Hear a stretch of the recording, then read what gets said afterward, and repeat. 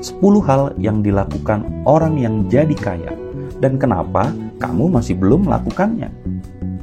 Mari kita mulai dengan satu kalimat sederhana tapi nyelekit.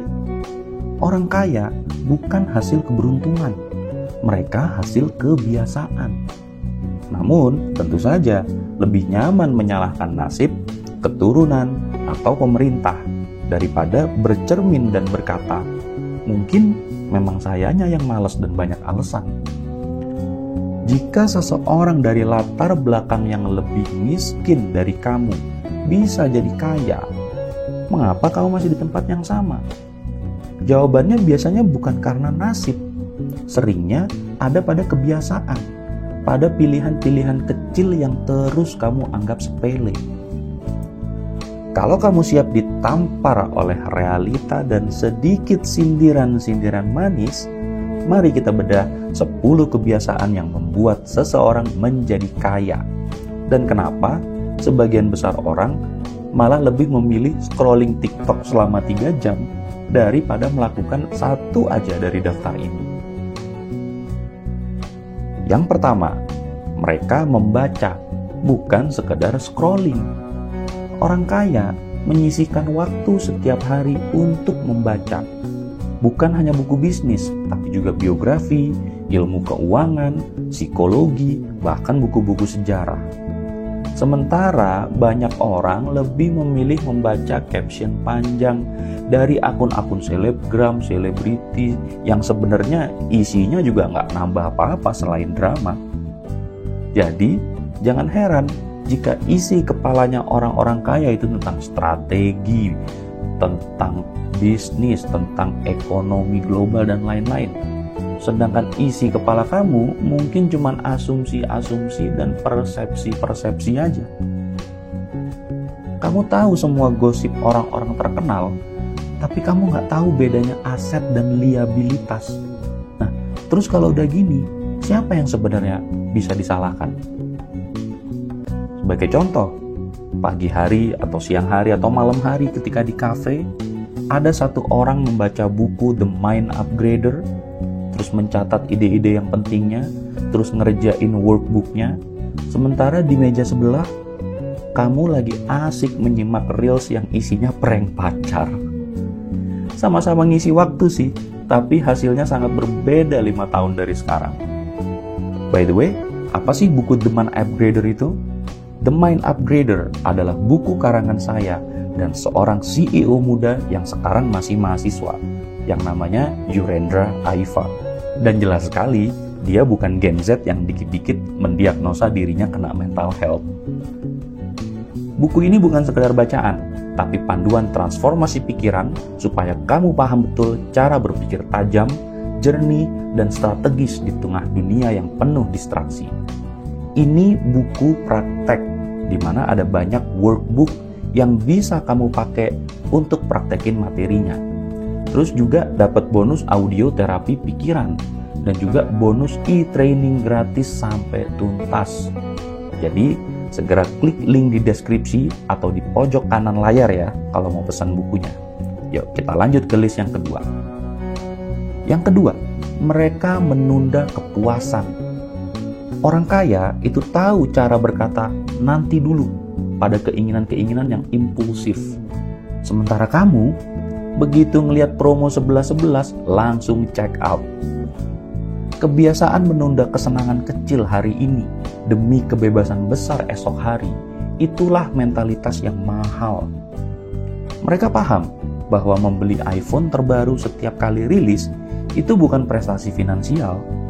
Sebaliknya, mereka rela memakai ponsel yang ya biasa-biasa aja lah, asalkan bisa mengalokasikan uangnya ke investasi. Orang biasa ingin terlihat sukses sekarang. Orang kaya ingin benar-benar sukses nanti. Kalau kamu nggak bisa nahan diri beli kopi yang harganya 40.000 setiap hari, jangan kaget kalau hidup kamu terus-menerus butuh promo gajian. Misalnya, seorang teman kamu nabung 2 tahun demi DP rumah kecil.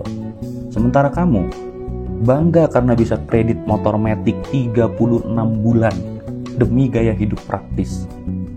Ironisnya, 2 tahun kemudian, dia punya properti dan kamu masih punya cicilan dan foto-foto pamer di Instagram. Yang ketiga, mereka menginvestasikan uang, bukan status. Alih-alih beli sepatu mahal biar dikira mapan, mereka beli saham, properti, atau membangun bisnis. Karena mereka nggak butuh dianggap kaya. Mereka pingin kaya beneran. Nah sekarang, kamu kerja untuk uang, untuk aset, untuk kebebasan, atau hanya sekedar buat validasi sosial? Yang keempat, mereka berkawan dengan orang hebat, bukan orang toksik. Lingkaranmu atau circle-mu itu sangat menentukan arah jalan kamu. Orang-orang kaya duduk bersama pemikir, konseptor, kreator, bukan tukang ngeluh. Jadi kalau kamu dikelilingi teman yang hobinya gosip, ngeluh soal bos, ngeluh soal krisis dan lain-lain, ya jangan heran kalau hidupmu juga ya gitu-gitu aja. Jadi kalau kamu adalah orang yang paling cerdas di circle-mu, bisa jadi kamu butuh circle baru, atau butuh mentor, atau butuh jujur bahwa kamu suka jadi raja di kandang ayam. Yang kelima, mereka jago menjual. Entah itu produk, ide, atau skill diri sendiri, mereka ngerti bahwa menjual adalah skill hidup. Kamu malu jualan karena takut dianggap murahan. Lucu ya, tapi ada banyak orang yang rela kerja 8-10 jam demi gaji pas-pasan dan itu kamu anggap elegan. Biasanya sih, yang jijik sama jualan biasanya karena memang bangga aja jadi korban sistem. Yang keenam, mereka mencintai proses, bukan cuma hasil. Orang kaya tahu uang besar datang dari proses panjang. Sementara kamu, kalau posting di TikTok nggak viral dalam 3 hari, langsung down dan ngambek.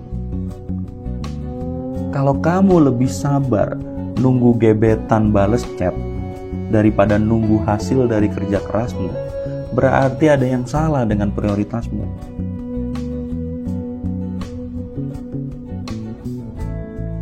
Yang ketujuh, mereka konsisten, bukan musiman. Hari ini semangat bisnis, besok down, lusa ganti topik. Orang kaya punya satu kualitas super, yaitu konsistensi gila. Mereka bisa kerja tiap hari, bahkan saat lagi nggak mood. Kenapa? Ya karena mereka tahu mood bukan alasan buat gagal. Kamu kerja keras atau cuma keras di awal doang? Yang kedelapan, mereka tahu kapan harus fokus. Satu kata yang jarang kamu dengar di medsos itu monotasking. Nah, sedangkan orang kaya itu tahu kapan harus fokus penuh. Sementara kamu buka laptop, buka YouTube, buka IG, buka TikTok, buka hati buat siapapun yang chat duluan. Jadi ya, jangan salahkan dunia ini yang berisik kalau kamu sendiri nggak bisa diem untuk fokus.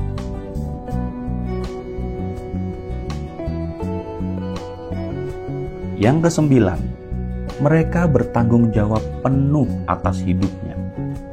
Orang kaya itu bukan mentalitas korban. Mereka pencipta, kreator, inisiator. Mereka berhenti menyalahkan orang tua, masa lalu, ekonomi, bahkan mantan. Kalau gagal, mereka belajar. Kalau jatuh, mereka bangkit. Kamu bisa jadi masih sibuk cari kambing hitam karena ngaku salah itu berat. Kamu nggak bisa menyetir hidup sambil terus nyalahin jalan berlubang. Yang terakhir, yang ke-10, mereka mau belajar dari siapa aja. Tidak hanya profesor, kadang dari petugas kebersihan, kadang dari YouTube, kadang dari mentor. Sementara kamu merasa paling tahu. Kalau dikritik, baper. Kalau disarankan belajar, jawabnya udah tahu semua kok. Kalau dikasih tahu menangani emosi, jawabnya gue ya kayak gini ini. Kalau kamu udah tahu semua, kenapa rekeningmu masih segitu-gitu aja dan hidupmu masih di situ-situ aja? Oke, kesimpulannya, kaya itu memang gak instan, tapi juga gak mistis. Kaya bukan hasil sulap. Kaya adalah hasil dari ribuan puluhan kecil yang kamu ambil setiap hari. Kaya bukan buat semua orang, tapi bisa dicapai oleh siapapun yang mau berubah. Pertanyaannya, kamu beneran mau berubah atau cuma mau kelihatan berubah? Nah, kalau dari video ini kamu rasa terlalu pedas, mungkin kamu butuh lebih banyak realita daripada pelukan.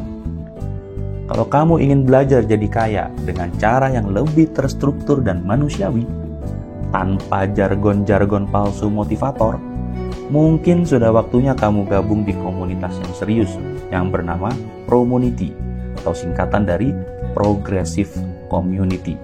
Nah, linknya ada di deskripsi dan juga di pojok kanan atas layar ya. Karena nanti di Promunity, kamu nggak cuma diajarin cara berpikirnya orang kaya, kamu benar-benar diajak jadi orang yang pantas jadi kaya.